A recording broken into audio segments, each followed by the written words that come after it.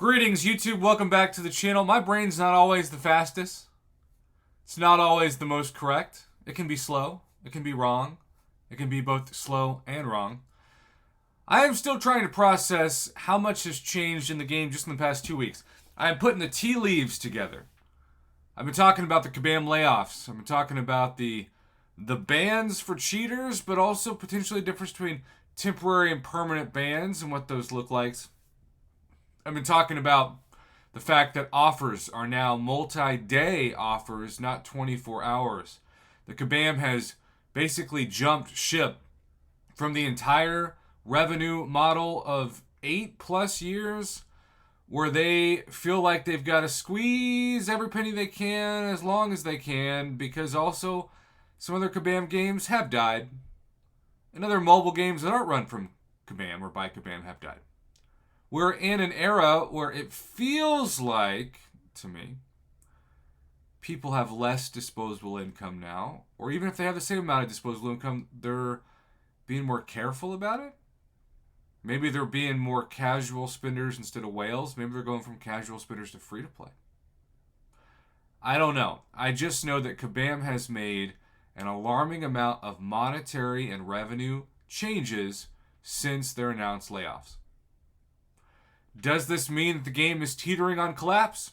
I hope not. But only Kabam knows the answer to that question. They're the ones that have the profit books. For the record, though, we have seen, even in the articles where Kabam has announced layoffs, which I'm apparently allergic to those articles because I just sneezed. But even those articles, the authors are still very immediately able to say, hey, this is still the most profitable game run by Kabam. This is still the cash cow. This is still the reason why the company exists. This is still why 88% of people who didn't get laid off have jobs. And I have already put out a video on my channel in the past 24 hours regarding how this changes the refund system potentially if your game doesn't get the items you ordered, or just if the bugs get to you so much that you say, I can't do this anymore. And whereas you could go back and say, I'm going to refund my last year of Google Play or Apple purchases, and sometimes they grant it, sometimes they don't. And Kabam says, well, then I'm going to put you with negative 1 billion units, and you're going to say, I'm never going to log into that game again. I don't care. You make it negative 10 billion.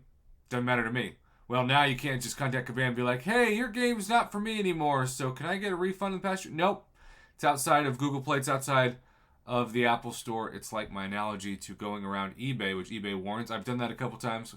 Once it worked out very well, and once I got completely ripped off. So I saw the highs and lows of that first world problem decision. Well, speaking of highs and lows, we thought it was kind of weird that the old progression bundle with the levels, we suddenly got like a second time.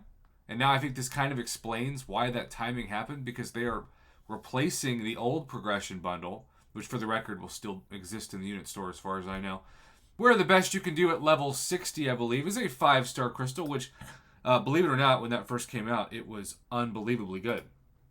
But now, we have a new progression bonus bundle.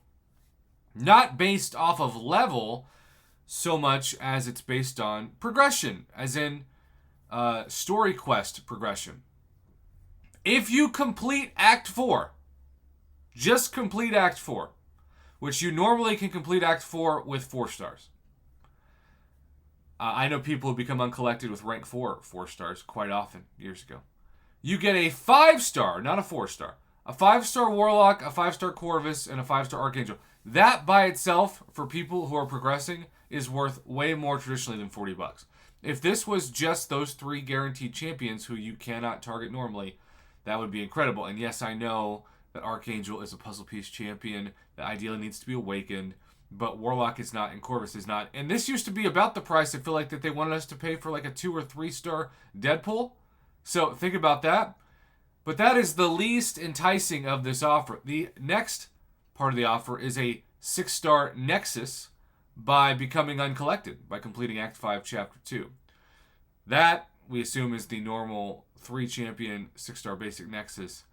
But again, that's not the most sought after of this offer. No, because the final part of this is a Nexus 6-star class crystal, the same one that Kabam is asking 3 different tiers of progression, I believe, for 2,500 units, which of course is a lot more than $40 if you're buying units, for completion of, well,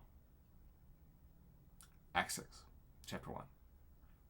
So, if you're like me and you've done all of that, and then much more, you can get a 5-star Warlock, a Corvus, an Archangel, which for me would all 3 be maxed crystals, plus a 6-star Nexus, plus a class-based Nexus for $40. Now, believe it or not, I still don't think I'm going to do it. I still would rather put that $40 into Paragon Daily Specials, especially for the stamps. But if you're progressing, especially if you are uncollected or trying to become uncollected, this is a game changer, particularly for those who want to push to uncollected and beyond. I think this is really for those middle tier players. Kabam is a genius company for this offer. I have nothing but respect. I think the price could be $30 instead of $40, but that's nitpicky, you know. Overall, it's an A+ value for progressing players. I recognize that, and they make a heck of a lot more money off of it through their store versus having Google Play and Apple take their super chat like 50-50 cut. There you go, YouTube. What do you think of this offer? Let me know in the comments below. Have a good one.